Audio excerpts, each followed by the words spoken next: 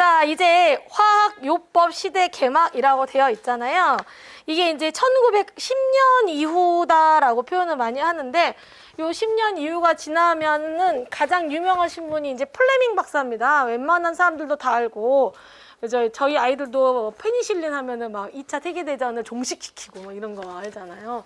그래서 플레밍 박사님이 나오게 되고요. 이분이 이제 페니실린을 발견한 것은 푸른 곰팡이였습니다. 그래서 푸른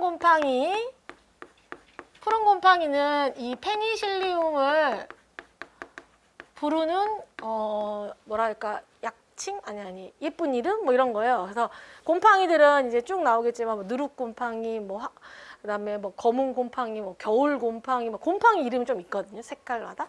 얘는 푸른색을 띈다고 해서 푸른 곰팡이라고 합니다. 곰팡이로부터 얻을 수 있는 최초의 항생물질 인 페니실린.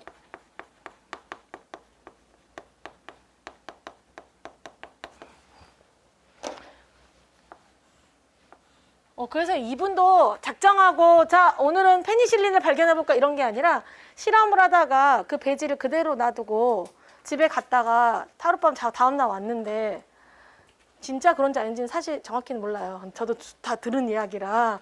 근데 그 곰팡이 주변에 어떤 아이가 그 곰팡이가 자라지 못하는 걸 발견을 하게 돼요. 그러니까 곰팡이 주변에 균이 자라지 못하니까 번식 못해서 죽는 이런 현상을 발견하고 거기 있는 거를 따가지고 이제 규명을 하면서 페니실린을 발견했는데 이 페니실린이 엄청난 세계의 역사를 바꿀 정도로 아주 획기적인 발명을 한 거죠. 그러면 우리는 뭐를 기억해야 되냐? 이 최초의 페니실린을 발견했던 곰팡이 이름을 기억하셔야 돼요. 페니실리움 노타티움입니다. 아마 위생학에서도 보기에 자주 등장하는 친구입니다. 그래서 페니실리움 노타티움이라는 곰팡이에서 페니실린을 발견하게 되는데 현재는 이 곰팡이에서 페니실린을 빼내지 않아요. 지금은 크라이소제늄이라는 그 균에서 빼내거든요. 뒤에 이제 나올 거예요. 근데 이 아이는 시그니처 같은 아이죠. 왜냐하면 최초의 페니실린을 발견했던 곰팡이여서. 그래서 이름을 기억을 해두세요. 자, 그 다음에 왁스만이라는 사람은 흙 속의 방선균인 스트랩토마이세스 속으로부터 항생물질인 스트랩토마이신을 발견을 하게 됩니다. 우리 엄마 눈 다래끼 났어. 그럼 마이신 먹어야 되는데 이런 말 하시잖아요. 어른들이. 들어본 적 있나요? 그래서 항생제 끝에는 약간 땡땡 뭐 마이신 뭐 무슨 신 이런 이름으로 끝나는 게 많은데 이 방선균은 대표적인 항생물질을 만드는 세균들이에요. 근데 이 아이들은 주로 이제 흙 속에서 많이 발견이 되고 우리가 흙을 딱 떴을 때 흙만의 냄새 있잖아요. 말 그대로 흙냄새. 이 흙냄새의 주범이라고도 알려져 있어요. 그러니까 흙냄새를 만드는. 그래서 방선균은 세균하고 조금 다른 특징이 있어서 또 따로 배우게 됩니다. 자, 이제 1940년대 이후로 가면 이제 분자생물학이 발전을 하게 되고 이제 멘델의 막 유전법칙 이런 것들 나오는데 자, 우리 유전자와 관련된 부분을 좀 보시면 비들과 테이텀이 나오잖아요. 이 사람들은 이제 곰팡이를 가지고 실험을 했더니 유전자와 효소와의 관계를 밝히게 됩니다. 그래서 이 사람이 어떠한 학설을 주장하게 되냐면 1유전자, 1효소설. 근데 이런 거 지금 들으면 당연하다고 생각할 수 있는데, 그러니까 하나의 유전자가 하나의 효소를 만들어낸다는 거, 그러니까 인식하고 있다는 거예요. 이 유전자는 이 효소를 인식하고 있는 거예요. 이런 실험을 통해서 이 1유전자, 1효소설을 이제 주장한 사람이고요. 자, 그다음 왓슨과 크릭은 꼭 기억해 두셔야겠죠. 왓슨과 크릭 이 두 분이 뭐를 만들었냐면 DNA 구조를 밝혀냈죠. DNA의 이중 나선 구조. 모형을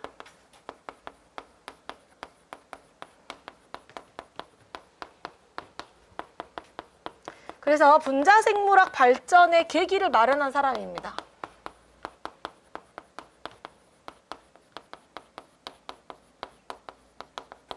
그래서 왓슨과 크릭 우리 DNA 구조 이제 나중에 엄청 많이 그리게 되지만 이렇게 생겨가지고 상보적으로 염기들이 이렇게 결합이 되어 있는 요 DNA 구조를 이렇게 이중이고 나선의 형태로 되어 있다라고 실제 그 사람들이 이렇게 모형을 맞춰가지고 하거든요. 이거를. 자, 마지막에 모노와 자코브라는 사람이 나오는데 이 사람은 뭐냐면 유전자의 발현 조절 기작인 오페런서를 제안하게 되고요. 뭐 여러 가지 효소 합성의 유전적 제어를 막 밝혀낸다. 근데 이 오페론 부분은 굉장히 이제 어렵습니다. 그래서 실제로는 거의 가르치지 않고 저도 엄청나게 잘 이해하고 있지 않기 때문에 하진 않는데 시험에 이제 나올까봐 조금 걱정이긴 하지만 여기까지는 깊이 안 하거든요. 근데 아마 문제들에는 가끔 내용 중에 있기도 할 수 있어요. 그래서 오페론 그런 단어 정도만 보고 갑니다. 자, 이제 넘어갑니다. 넘어가 쭉. 20쪽 갑니다. 20쪽. 약간 책으로 하니까 넘기는 재미가 있더라고요. 와, 확 넘어가. 20쪽. 자, 미생물의 분류 및 동정이 나옵니다. 자, 이제 역사는 끝났고요. 이제 자, 미생물의 분류 및 동정을 볼 건데 우리가 먼저 용어를 잠깐 정의하고 이제 조금 암기할 부분들을 정리를 할 겁니다. 자, 20페이지의 세 번째 줄을 보시면 분류학이 나옵니다. 선생님이 위생학 수업을 할 때 얘들아 장내 세균과라는 표현은 그런 설명을 한 적이 있는데 이건 분류학에서 나오는 표현이야 라고 한 적이 있는데 실제 분류학을 조금 들여다봐야 돼요. 이 분류학은 형태학적, 그죠? 제일 먼저 볼 수 있는 게 뭐예요? 모양이 달라. 생리학적, 유전학적 자료를 이용해서 생물들을 멀고 가까움에 따라 일정한 체계에 맞춰서 구분하는 겁니다. 말 그대로 분류하는 거예요. 이렇게 생긴 애 이쪽으로, 저렇게 생긴 애 저쪽으로, 이거 만드는 애 이쪽으로 이런 식으로 분류를 하는 거예요. 근데 이제 쉽게 우리가 동물의 경우에는 개, 뭐 돼지, 소 이런 아이들을 딱 보면은 이야 하는데 돼지다. 이런 사람 아무도 없잖아요. 우선 기본적으로 형태가 딱 나타나잖아요. 근데 미생물은 여러분들 위생에서도 배우지만 무포자 간균, 무포자 간균, 무포자 간균, 무포자 간균 이렇게 배우잖아요. 전부 다 이렇게 생겼어요. 간균은 기본적으로 형태로 구분하기가 어렵다 이 말이에요. 그렇죠? 그렇기 때문에 이제 대부분 예를 들어 대장균, 유산간균, 그러니까 유산균은 동그라미도 있고 간균도 있어요. 그래서 뭐 고초균은 대놓고 막대기란 뜻이 앞에 바실러스가 전부 다 막대 형태를 하고 있기 때문에 굉장히 제한적입니다. 그래서 미생물의 분류학은요, 맨 밑에서 네 번째 미생물의 명명, 그죠? 명명, 분류, 동정의 세 가지 측면에서 이루어진다라고 적어져 있죠. 자, 명명은 우리가 알고 있죠? 이름을 부여하는 겁니다. 그죠? 이름을 다 우리도 부모님이 지어주셨죠? 저도 실명입니다. 실명. 가끔 물어보거든요. 예명이냐고. 실명입니다. 실명. 명명은 이름을 부여하는 거고요. 분류는 특정한 기준에 따라 구분하는 것이고요. 자, 동정이라는 표현은 우리가 누구를 동정만 해봤지 이런 동정은 처음 보는 동정이에요. 이 동정은 한글 이름 동정으로는 이해가 안 되고요. 영어를 보시면 identification이죠. 뭔가를 이제 정확히 그렇죠. 한국말로 identification 뭔지 알겠죠? 영어로 하면 더 쉬워요, 사실은. 그래서 뭔가 확실히 확립하는 이런 것들입니다. 그래서 동정은 새로이 분리한 균주가 확립된 분류 체계에서 어디에 속하는가를 알아내는 것입니다. 그래서 동정이란 개념이 제일 어려운 개념인데 말 그대로 이겁니다. 자, 짠! 하고 내가 나왔어. 그럼 지금 여러분들 다 장미인지 다 알잖아요. 근데 다른 사람 모르잖아. 내가 갑자기 딱 나왔어. 그럼 장미! 이렇게 아무도 못 말하잖아요. 그러면 우리가 뭘 할 수 있냐면 스무고개 같은 걸 할 수가 있어요. 나는 40대야. 뜻하지 않게 날짜를 바꿨네, 이거를. 이 부분은 편집을 해야 되는 것 같은데요. 나는 40대야. 그죠? 그 다음에 여자야. 애가 있어. 나는 대방고시에 있어. 이런 식의 나의 정보들을 주고 이 데이터베이스가 있어요. 미생물의 데이터베이스가 쫙 있거든요. 그러면 막대야. 그럼 양성이네. 얘는 카탈레이즈 양성이네. 얘는 포자가 없네. 얘는 글루코스를 분해하네. 이런 많은 특징들을 이제 가져다 집어넣게 되면 이 아이가 장미란 애하고 굉장히 유사한 애야. 이렇게 새로운 아이를 찾아내는. 또는 그 안에다가 꽂아주는. 얘는 여기 비슷한 여기 계통의 애야. 이렇게를 하는 게 동정입니다. 자, 그럼 명명 부분을 한번 보겠습니다. 자, 21쪽을 보면 미생물의 명명, 이름을 정하는 부분입니다. 자, 이름을 정하는 부분은 우리 21쪽의 위쪽 부분을 한번 읽고 선생님이 설명을 해줄게요. 자, 위쪽 부분을 보시면, 자, 미생물의 명명은 생물 분류학의 기초를 만든 린네가 제안한 이명법에 따라서, 자, 린네를 기억하셔야 되고 이명법 기억하셔야 됩니다. 자, 이름이 뭔가 두 개가 있다는 뜻이에요. 자, 이걸 제안한 사람은 린네라는 학자입니다. 자, 이명법은 첫 단어에는 속명과 두 번째는 종명을 조합해서 만든 명명 방식으로 속명의 첫 글자는 대문자. 그죠? 미생물 이름을 생각해보면 무조건 첫 글자는 대문자가 나와요.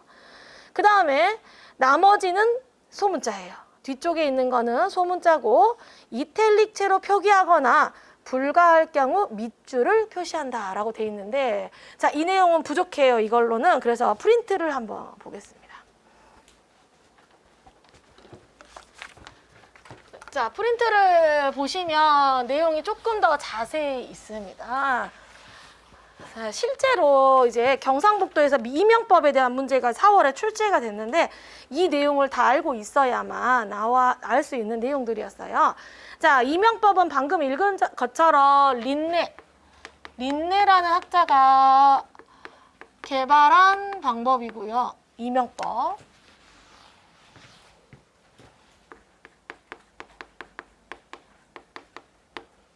자, 이 이명법을 보면 두 가지 이름이 있는데, 그러니까 우리도 보면은 성하고 이름이 있잖아요. 저는 이제 공교롭게도 두 글자지만 세 글자인 경우도 있잖아요. 뭐 홍길동 하듯이 저는 장미이잖아요. 그러면 이름은 성이 있고 이름이 부분돼 있죠. 즉 미생물도 마찬가지로 앞에는 속명이 들어가고요. 뒤에는 종명이 들어갑니다. 근데 이 앞에가 종명인지 속명인지가 처음에는 헷갈려요. 실제 시험에도 자주 나오고. 자, 앞에는 속명, 뒤에는 종명. 자, 종속, 과목, 관문계 여기서 다시 등장. 종속, 과목, 관문계 누가 더 큰 개념이에요? 속이 더 큰 개념이에요. 그쵸? 속이 그래서 앞으로 와요. 자, 선생님 이름이 장미잖아요. 장은 되게 많죠. 장씨가 많잖아요. 말 그대로 이렇게 생각하면 김씨는 되게 많은데 거기에서 김땡땡 나는 이름이 나잖아요.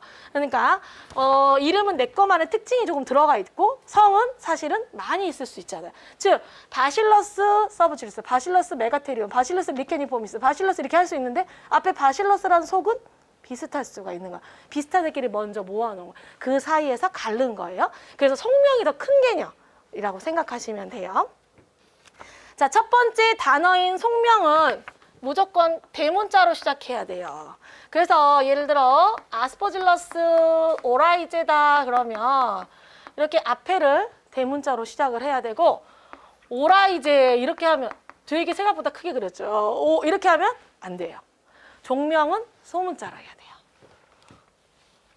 그래서 여기는 이렇게. 근데 작년만 해도 이렇게 세세하게 안 가르쳤거든요. 이렇게 하면 됩니다. 근데 갑자기 단독 문제가 나온 걸 보고 이런 데에서도 나올 수가 있구나. 우리가 식품위생 범주 범위가 개요 파트가 나오듯이 나올 수 있구나. 그래서 좀 더 설명을 자세히 합니다. 미생물을 동정하는 과정에서 자 2번 한번 보세요. 잘 보세요. 2번 이 가로. 자 이렇게 쓰는데 미생물을 동정하는 과정에서 속은 결정되었으나 종이 결정되지 않은 경우. 자, 우선 이해가 딱 안 오죠. 뭐냐면 동정, 방금 선생님이 설명한 그거죠. 누군가의 이름을 정해야 되는데 그때 우선 쉽게 할 수 있는 것은 성을 찾는 거예요. 그러니까 저도 그렇잖아요. 김씨 되게 많잖아요. 그러니까 김을 찾는 게 빠르잖아요. 그렇듯이 이 속명은 아는데 뒤에 종명은 아직 확실히 결정이 안 됐어. 그럴 때는 누구를 붙인다고요? SP 점을 붙여요. 스피시즈의 약자예요. 왜냐하면 종명이 아까 보세요. 스피시즈죠. 그래서 SP 점. 그러면 예시를 들어보면 A라는 균이 있는데 얘는 분명히 아스퍼질러스 속인 건 확실해. 왜? 현미경을 봤더니 얘가 이렇게 곰봉 모양으로 생겼어. 이걸 누가 두고 페니실리움이 이렇게 생겼거든요. 마음이 급하니까 굉장히 이제 개발세발 그림이 나오고 있어요. 이렇게 생겼거든요. 그러니까 이렇게 생겼는데 페니실륨이라고 하지 않거든요. 그러니까 얘는 우선 아스퍼질러스야. 근데 실험을 더 해봐야 돼. 그러면 아스퍼질러스 하고 SP 이렇게 붙인다는 거예요. 이렇게. 자, 그 다음에 3번. 종명, 같은 종명을 갖더라도 성질이 다를 경우 종명 다음에 기호나 숫자를 붙여 균주를 구별한다라고 돼 있죠. 자, 예시에는 서브실리스가 있잖아요. 근데 예를 들어 오라이제를 해볼게요. 다 마찬가지거든요. 이렇게 했어요. 그러면 말 그대로 우리 그 어떤 조직에 들어가 보면 장미라는 애가 나도 있고 쟤도 있어요. 그러면 장미 1, 장미 2 이런 거 붙일 수 있잖아요. 그죠? 장미 A, 장미 B 뭐 이런 것처럼 즉 이름이 똑같아. 동명이인이 있을 수 있잖아요. 그런 것처럼 얘도 오라이제로 밝혀졌어. 쟤도 오라이제야. 근데 얘는 나만의 내 거야 라고 할 때 균주를 발견한 사람 또는 이름을 지은 사람이 뒤에다 붙일 수 있어요. 뭐를? 아무거나 지금 써져 있는 56-3이라고 그냥 써놓은 거고 아무거나 붙일 수 있어요. 내가 7, 6, 3, 3 나는 완전 옛날 사람 한번 해보면 나는 486, 486을 붙여야겠어. 이런 식으로 붙일 수 있어요. 실제로. 486 알아들으면 옛날 사람이에요. 못 알아들으면 요즘 사람. 그래서 이렇게 붙일 수가 있고요. 그래서 저도 예전에 그 미생물 연구할 때 균을 발견해서 새로운 균을 발견해서 거기다 꼭 뭔가 로지우스 같은 로즈를 붙여야겠다 이렇게 생각을 했었거든요. 발견을 못했어요. 근데 그래서 이렇게 뒤에다가 종명 다음에 뭔가를 지금 써져 있는 것처럼 붙이면 그럼 이 사람이 시리즈로 56, 4, 56, 5 이런 식으로 쭉 할 수도 있어요. 이렇게 뒤에 스트레인을 넣을 수가 있어요. 그러니까 뒤에다 뭔가 숫자나 그 표기를 넣을 수가 있어요. 자, 그 다음에 4번 보세요.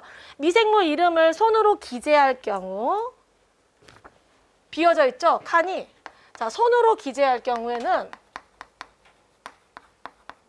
밑줄을 그어야 돼요. 손으로 기재할 경우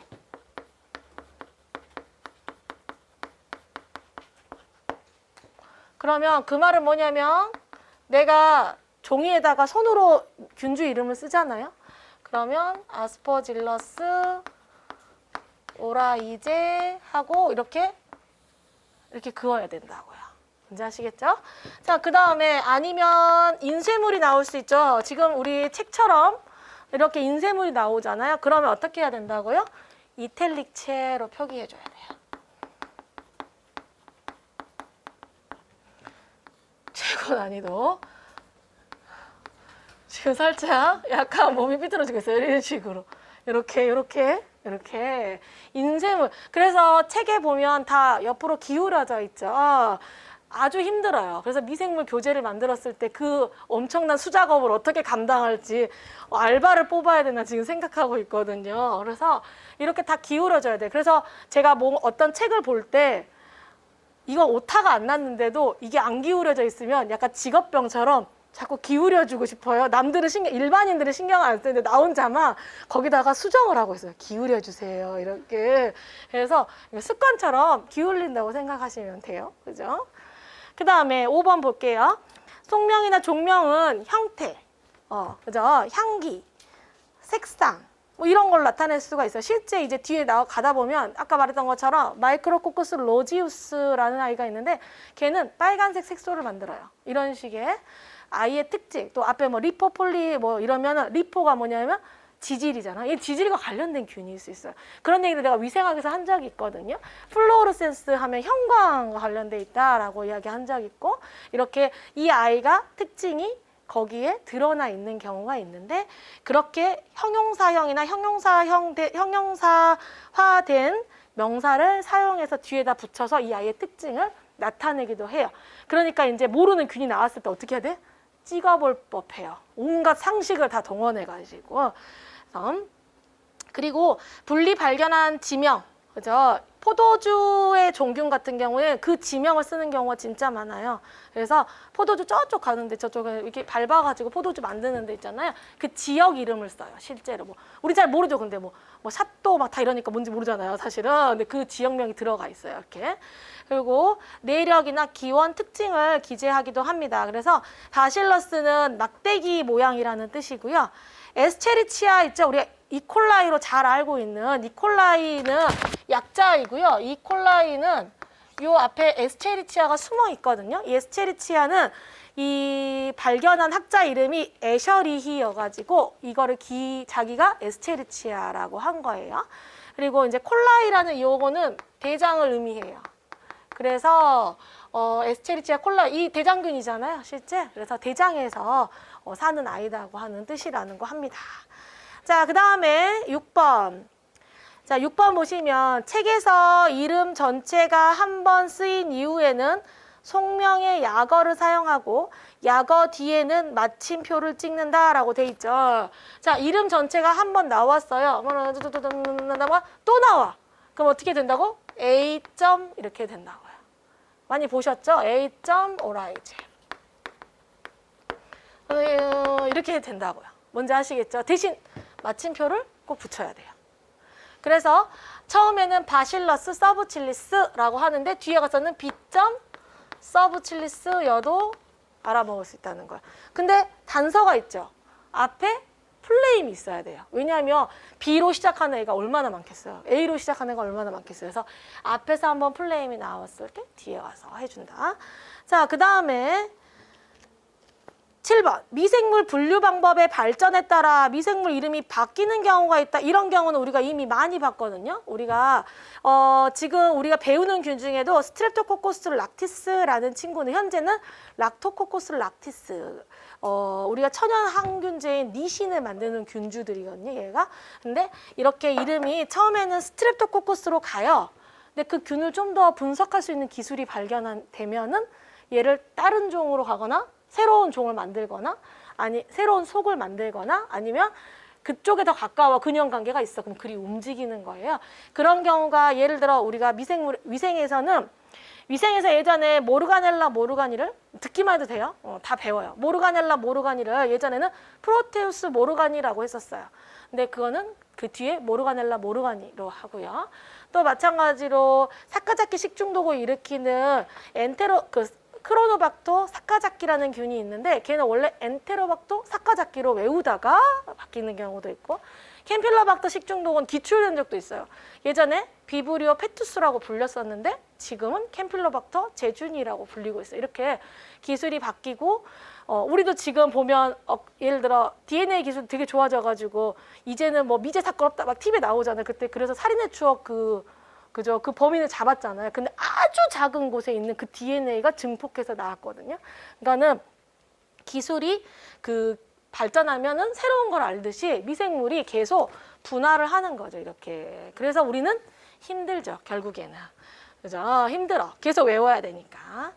자, 그리고 산업계에서는 학명보다 다른 명칭을 쓰기도 하는데 오라이제는 누룩곰팡이나 황국균이라고도 하고요. 아스퍼질러스는 아스퍼질러스 나이거는 흑국균. 근데 이 아스퍼질러스라는 이 속이 국균이라는 표현을 쓰거든요. 왜냐하면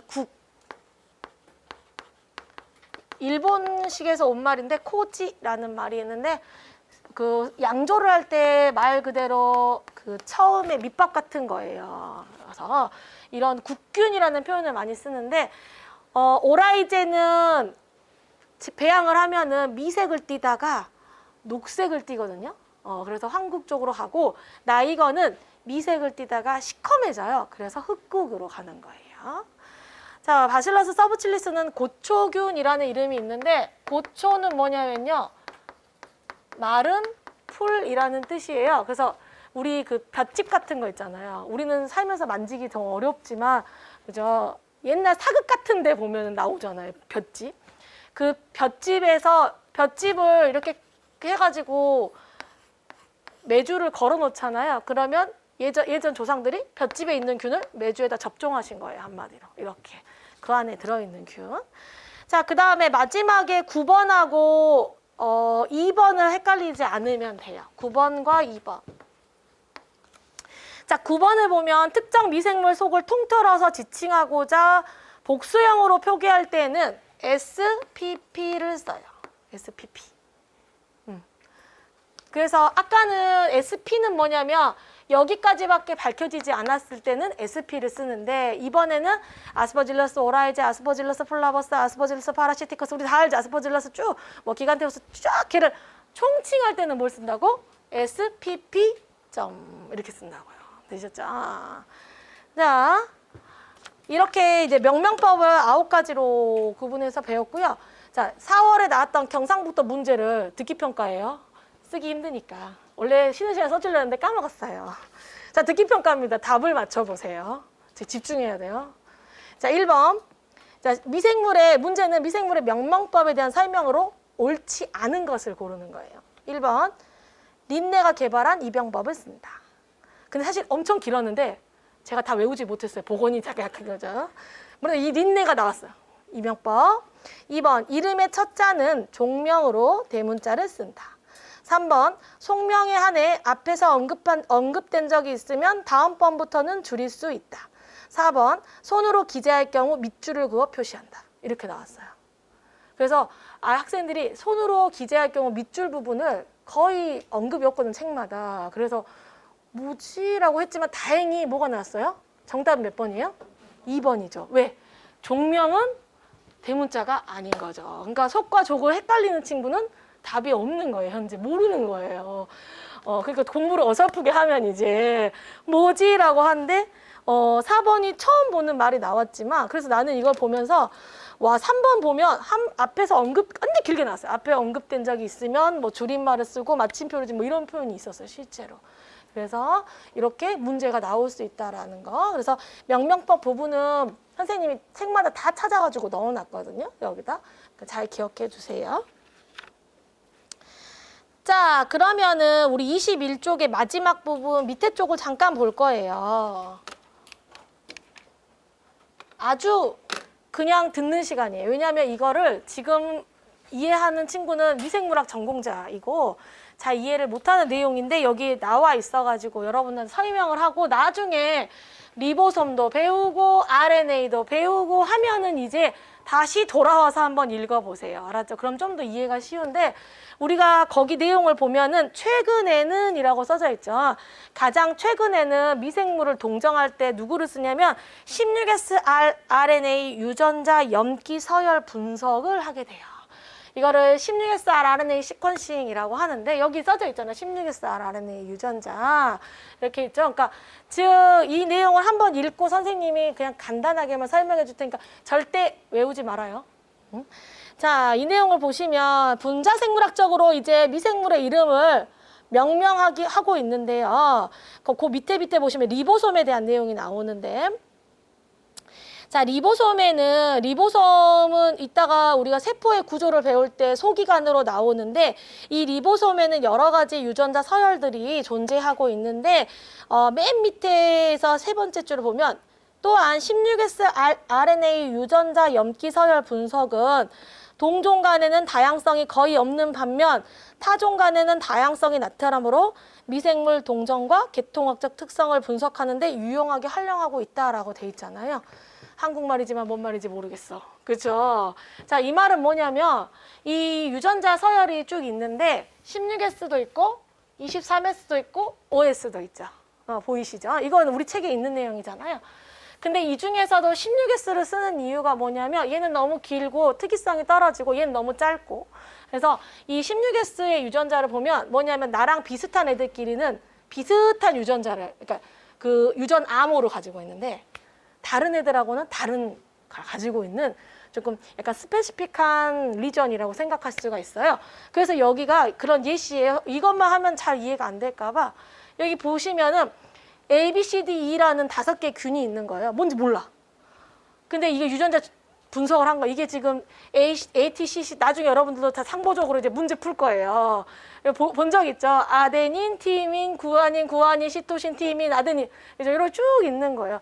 이렇게 분석을 다 한 다음에 비교를 하는 거예요. 이렇게. 비교를 하게 되면은 이 비교에 따라서 얘가 여기하고 일치율 이런 것들을 봐가지고 이렇게 줄을 그어서 여기하고 이 친구하고 여 친구가 뭐 여기 사이는 좀 비슷하고 이 친구는 여기 사이 좀 비슷하고 이런 그 줄을 우리가 사다리 타기 그림처럼 생겼지만 어디에 연결되어 있느냐에 따라 얘랑 얘랑 좀 더 가깝고 얘랑 얘랑 좀 더 멀고 이런 것들을 분석하는 방법으로 실제로는 명명을 해요. 옛날에는 막 균을 찾아가지고 뭐하고 막 이렇게 했는데 요즘은 균만 딱 나오면 유전자 시퀀싱을 딱 시키잖아요. 그러면 바로 명명이 돼요. 사실은. 엄청 빠르게. 몇 시간 만에. 이렇게 되는 방법을 씁니다. 자, 그 다음 넘어가서 이제 22페이지 미생물의 분류를 한번 볼게요.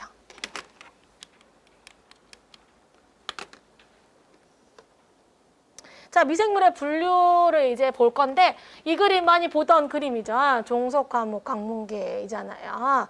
자, 이 미생물의 분류 22페이지 밑에 쪽 볼게요. 자, 이 미생물의 분류 과정은 계층 시스템 방식을 통해 이루어지며 각각의 미생물들이 하위 분류군인 종, 그죠? 맨 밑에 종이 있죠. 종의 그룹을 모아서 뭐가 돼요? 속이 되고 유사한 속들이 모여 다시 과가 됩니다. 그리고 보다 포괄적인 분류 부문을 사용하기 위해 관련 있는 과들이 모여서 뭐가 돼? 목이 되고 목이 모여서 강을 이루며 여러 강이 모여 문을 이루고 이 문들이 모여 개를 이룹니다. 개 위에 하나 더 있어요. 사실은. 개 위에 역이 있습니다. 역이 있고요. 역은 도메인이라고 합니다. 혹시 모르니까 도메인. 이게 너무 밝아가지고 글씨가 진짜 안 보이더라고요. 그래서 역입니다. 그래서 여기 가장 그 위에는 라이프예요. 생명 그냥 다. 그래서 각각의 킹덤이라고 하는 거, 그다음에 필럼, 클래스, 오더, 패밀리, 지너스, 스피시즈까지 이렇게 잘 봐두세요. 영어 이름까지. 그렇죠? 이렇게 되어 있습니다. 자, 그러면 이제 우리는 미생물이 어디에 속해 있는지, 어떤 분류가 있는지를 조금 살펴봐야 됩니다. 여기까지는 아주 쉽고. 자, 이제 23페이지를 한번 와볼게요. 자, 중간쯤에 보시면 우리가 이제 원핵생물, 진핵생물은 들어본 적 있어요. 원핵세포를 가지고 있는 친구, 또 진핵세포를 가지고 있는 친구로 구분이 되어 있고, 원핵은 말 그대로 원시핵이라고 생각하면 돼요. 약간 핵의 그런 기본 틀이 없고, 진핵은 진짜 핵이 있는데, 원핵은 핵이 없고, 그냥 염색체가 그냥 실뭉치처럼 있다고 생각하면 돼. 이런 식으로 있거든요. 그래서 이렇게 원핵과 진핵으로 구분을 하게 되는데 거기 중간쯤에 보면 식물계와 동물계를 제외한 미생물은 곰팡이와 효모 등 균류는 진균류계, 세균은 원핵생물계, 단세포 조류와 원생동물을 포함한 원생생물계로 분류되며 5계를 구성한다라고 돼 있잖아요. 어렵죠. 여기서 이 내용보다 뭘 보냐면 5계를 보겠습니다. 5계. 자, 선생님이 오늘 이제 5계, 6계를 설명을 할 건데 선생님이 이 내용을 우리 책에 조금 부족해서 프린트에다가 올려놨어요.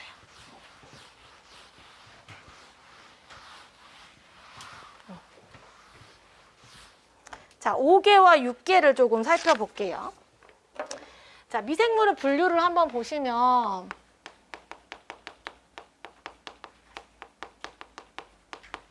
자, 미생물 분류는 현재 맨 밑에 있는 게 몇 개, 몇 개예요? 3역 6개로 되어 있죠. 근데 가장 최근에 3역 6개가 됐어요. 제가 오늘 또 생물 선생님 만났잖아요. 한 번 더 물어봤어요. 근데 대부분의 책들은 5계가 많이 표현되어 있는 게 5계를 계속 쓰다가 최근에 3역 6개로 바뀌었대요. 그래서 근데 생물 선생님도 5계, 6계를 다 가르치신대요. 그러니까 우리도 미생물은 약간 이제 오래된 학문처럼 그러고 책도 되게 오래된 책들이 많아서 위생처럼 막 용어가 바뀌지 않고 오래된 내용이 있고 오히려 오래된 내용이 시험에 나올 수가 있어요. 그래서 그거를 같이 보는 게 좋아요. 그러면 예를 들어 뒤에서 내가 ATP 계산을 할 거거든요. 우리 해봤죠? ATP 계산. 생화학 시간에 해본 적 있을 거예요. 38 ATP를 할 건데 최근에는 32 ATP로 바뀌었거든요. 근데 내가 보니까 32 ATP로 이미 배웠더라고요. 영양사 시험 볼 때. 그쵸? 저희 때는 38 ATP로 했었거든요. 근데 둘 다 가르쳐 줄 거예요. 왜냐하면 시험에 생물 시험에도 아직 38이 나온대요. 근데 그래서 그런 식으로 옛날 정보가 그대로 가는 경우가 있어서 5개, 6개, 2개를 보시면 돼요. 자, 그러면 원래 처음에는 2개만 있었어요. 2개는 너무 쉽죠. 동물, 식물. 그냥 말 그대로 동물, 식물. 그래서 동물계하고 식물계로 나눠져 있었어요. 그래서 처음에 이 개도 누가 했냐면 린네가 했어요. 린네가. 그래서 이 동물계와 식물계로 구분을 했는데 그때 기준은 뭐였냐면 세포벽의 유무예요. 세포벽의 유무. 그러면 동물계는 세포벽이 없어요. 식물은 세포벽이 있어요. 이런 거예요. 너 이리 와. 세포벽 있어? 식물. 없어? 동물, 식물, 동물 이렇게 한 거예요. 이렇게. 뭔지 아시겠죠? 자, 그럼 미생물은 이때는 어디로 들어갔을까요? 식물에 들어갔어요. 그래서 미생물은 식물에 위치하고 있었어요. 그때는. 그래서 사실은 교재들 중에 많은 교재가 식물계랑 연결되어 있는 분류 그림이 있어요. 그거를 선생님이 작년에만 해도 다 그려줬거든요. 근데 지금은 잠깐만 살짝만 그려줄 거예요. 굳이 왜냐면 헷갈릴 것 같아요. 그래서 식물계에 들어가 있을 때는 미생물은 어디에 있었냐면은 처음에는 미생물이 식물계에 들어 있었어요. 이때는 식물계를 다시 구분을 할 거 아니에요. 그때 구분할 때 뭐였냐면 꽃이 있냐 없냐로 다시 구분했어요. 그럼 미생물 어디로 가겠어요? 자연스럽게 꽃이 없는 쪽으로 가야겠죠. 그런 식물을 꽃이 없는 쪽으로 꽃이 없는 쪽으로 간 다음에 이 중에서 꽃이 없는 데로 간 다음에 꽃 없는 애를 다시 셋으로 나눠놨거든요. 여기서 아주 반가운 이름 나옵니다. 양치식물. 고사리 같은 거 있잖아요. 그죠? 그 다음에 선태. 고사리가 선태인가? 헷갈리네. 그 다음에 엽상. 이렇게 나누는데 미생물은 엽상에 들어갔었어요. 왜냐하면 잎, 줄기 이런 구분이 없는 애를 다 엽상에다 몰아놨었어요. 그죠? 이렇게. 그래서 미생물은 이 엽상 식물에 있었어요. 옛날에는. 그래서 잎뿌리 줄기가 구분이 없는. 거기서 다시 이제 그 진핵세포인 애들, 그다음 진균류, 원핵, 세균류 이렇게 막 구분을 해서 있었어요. 근데 지금은 이걸 쓰지 않고 만약 이런 표현이 있다면 옛날에 식물에 있었구나라고 생각하시면 돼요. 자, 그 다음에 이제 3개가 됩니다. 왜냐하면 이렇게 나누기에는 너무 복잡해요. 봐봐, 우리도 여자, 남자, 여자, 남자 이렇게 했어. 근데 여자 안에도 굉장히 다양하게 있잖아요, 사람이. 그래서 조금 좀 세분을 해야 되겠다라고 한 게 3개가 생깁니다. 자, 3개는 다시 동물계랑 그리고 식물계, 그다음에 원생 생물계를 구분하게 됩니다. 원생 생물계.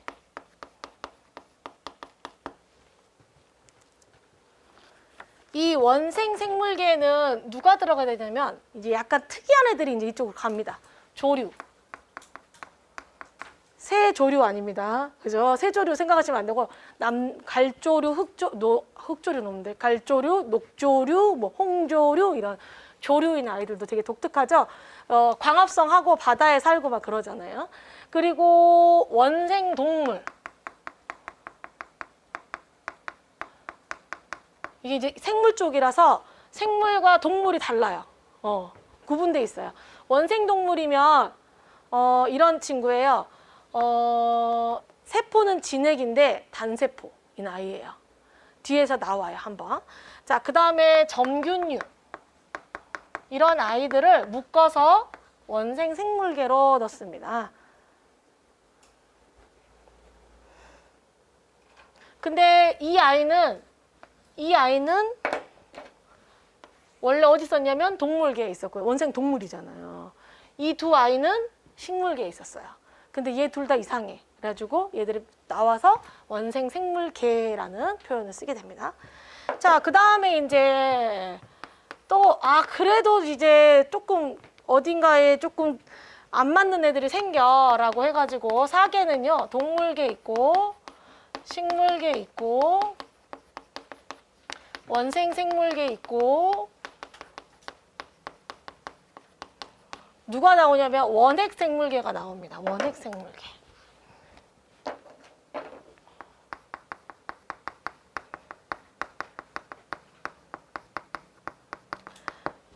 자, 원생 생물계와 원핵 생물은 달라요. 그쵸? 자, 원핵 생물은 뭐냐면 원핵을 가지고, 원시핵 가지고 있는데, 소위 말하는 세균이라고 생각하시면 돼요. 세균. 그래서 원핵 생물계가 생기고요. 이렇게 한 다음에 이제 휘테커라는 사람이 이제 드디어 5개를 발표합니다. 5개. 자, 5개는 동물계, 식물계, 군계, 원생 생물계, 원핵 생물계.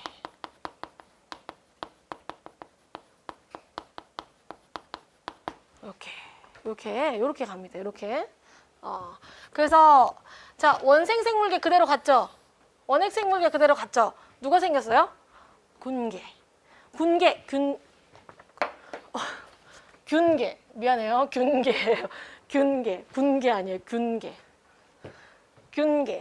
균계에 누가 들어갈 수 있냐면 우리 곰팡이 효모. 곰팡이나 효모 같은 친구들 있죠. 이런 친구들을 균계로. 얘들은 사실은 진액이지만 이게 어디에도 속하지 못하죠. 그렇기 때문에 균계라는 균류로 다시 뺀 거예요. 한마디로. 뭔지 아시겠죠?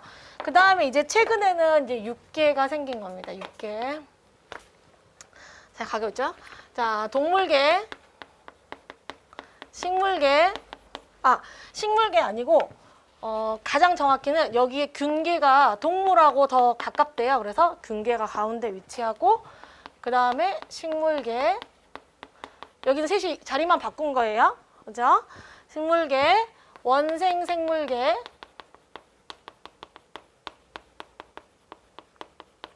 그 다음에 고세균, 그 다음에 세균계. 근데 진정세균계.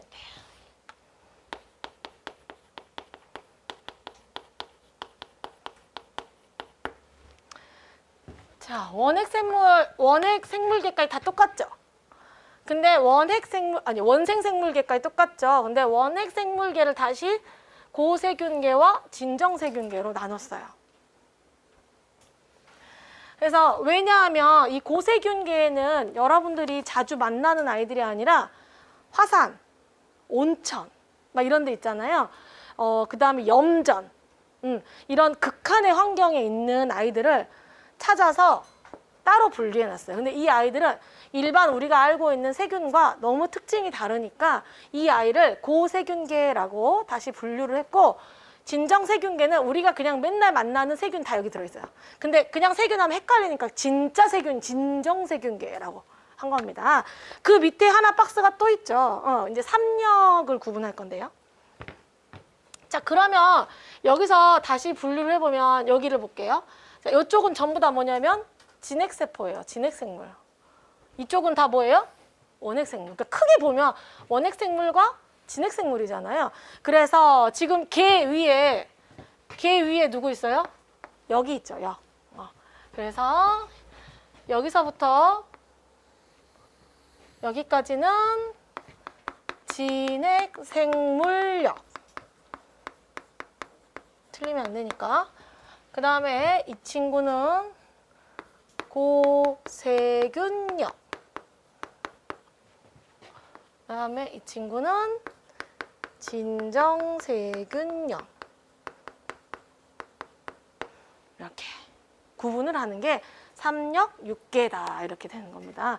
그러면 최근까지도 그러니까 만약에 5개를 물어본다 그러면 원생생물하고 얘들을 그냥 다 합쳐서 원핵생물계가 있는 거죠. 원생생물계, 원핵생물계로 있었는데 좀 더 또 말 그대로 이제 또 분류를 해가지고 이거를 고세균계랑 진정세균계로 나눠서 3력 6개다 하면은 이거를 말하는 거예요. 맨 밑에를.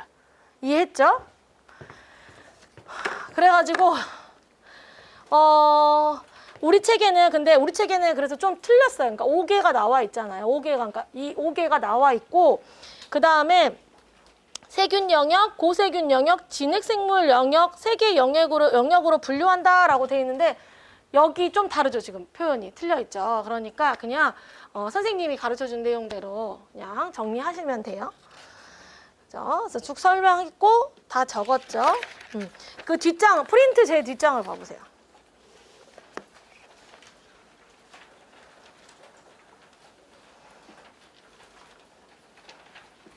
자, 프린트 뒷장을 보면은 이렇게 이 그림, 그죠? 개통도가 나와 있죠? 개통도가. 그래서 실제 지금 이제 우리 교재에는 이렇게 간단히 나와 있는데, 요렇게 보시면, 요렇게 보시기보다는 요 개통도로 한번 봐주시면 되고요. 3역이 있죠? 세균, 진정세균역, 고세균역, 진핵생물역 이렇게 되어 있죠. 맨 위에 네모 박스에 되어 있죠. 그리고 세균, 진정세균역이 무슨 색이냐면 초록색입니다.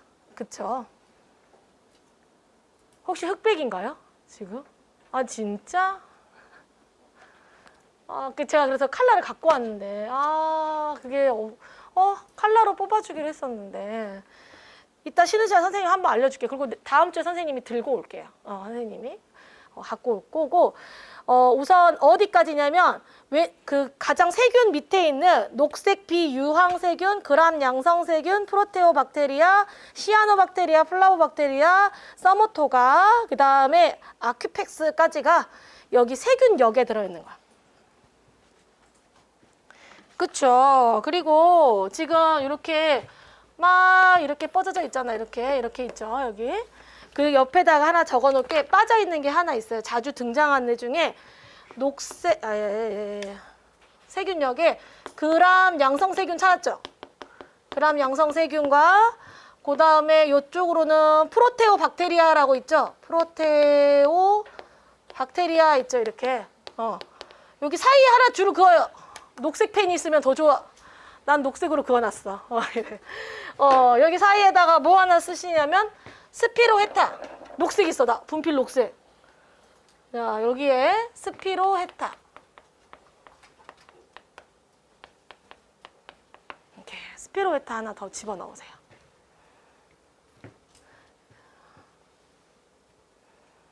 그래서 양성세균, 스피로헤타, 프로테오박테리아, 그 다음에 그 옆에 누구 있냐면은 시아노박테리아라고 있죠. 이쪽에 시아노박테리아 찾았어요?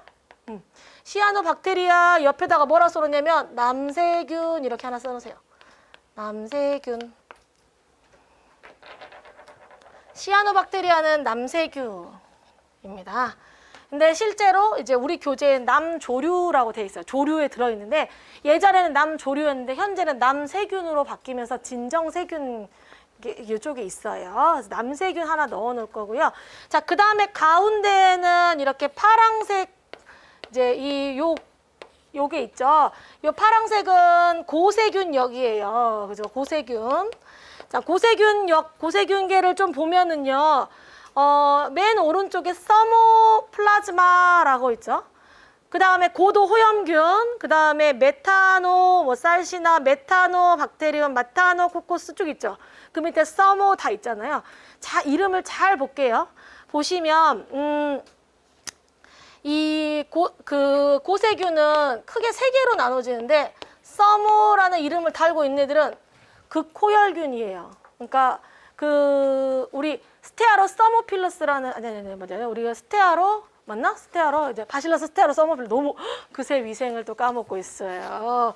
이렇게 서모라는 단어가 들어있는 균들은 뭔가 열과 관련돼 있는 애들이에요. 그래서 서모라는 애들이 밑에 지금 고세균역 선생님이 이제 다음 시간에 설명할 건데 고세균계 박스 속에 보면 초고온균이라는 균 있잖아요.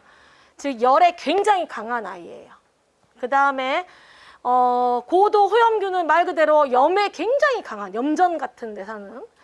그 다음에 그 옆으로 보면은 메타노사이시나, 메타노코코스 이런 메타노라는 이름이 들어있잖아요. 이 아이가 메탄 생성균이겠죠.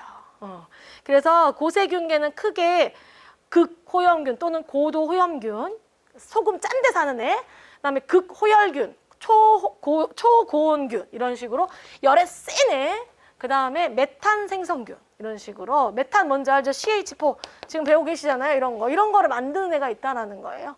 이런 특수한 아이들이 어디에 있다? 지금 파랑색에 위치하고 있어요. 고세균. 그렇죠? 일반적이지 않습니다. 그런 다음에 오른쪽에 이제 진핵생물로 가볼게요. 여기 진핵생물역 있잖아요. 이 아이들이 다 있어야 돼요. 자, 그래서 맨 왼쪽부터 보면은 엔트 아메바 찾았어요. 그죠? 엔트 아메바. 엔트 아메바 옆에 점균류. 그 다음에 동물. 그 다음에 균류. 균류가 아까 여기 균계 이거예요. 균계. 그 다음에 그러니까 곰팡이 효모가 여기 들어있는 거죠. 그 다음에 식물. 그 다음에 선모충류 있죠. 선모충류 그리고 편모충류 있죠. 그 밑에부터 영어로 있잖아요.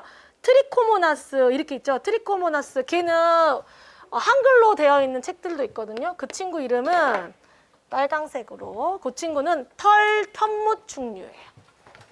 여기다 쓸게요. 털 편모충류. 그래서 그냥 옆에다 적어놓기만 하세요, 지금. 그다음 그 밑에 있는 친구는 미포자충류.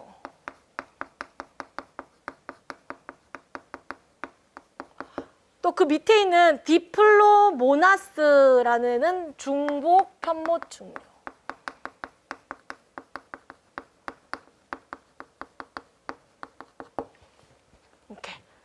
오케이. 요렇게 이런 식으로 있죠. 이런 애들은 전부 다 뭐냐면 원생동물이에요. 여기 원생동물 있었잖아요. 여기 원생동물 이런 충류 이런 아이들. 그래서 실제로 이제 다른 책이나 뭐 가지고 있는 미생물책 같은 거 보면 이렇게 한글로 있는 경우도 있거든요. 그럼 대조해 보면 저도 되게 복잡하더라고요. 그래서 제가 그냥 미리 알려주는 거예요. 그래서 이런 원생동물, 그다음에 이런 지금 보면 진핵생물역에는 이런 아이들이 있었죠. 그다음에 고세균역, 그다음에 진정세균역 이렇게 나눠져 있고 개통도는 이거를 보시면 돼요. 뭔지 아시겠죠? 자, 10분 쉬었다가 하겠습니다.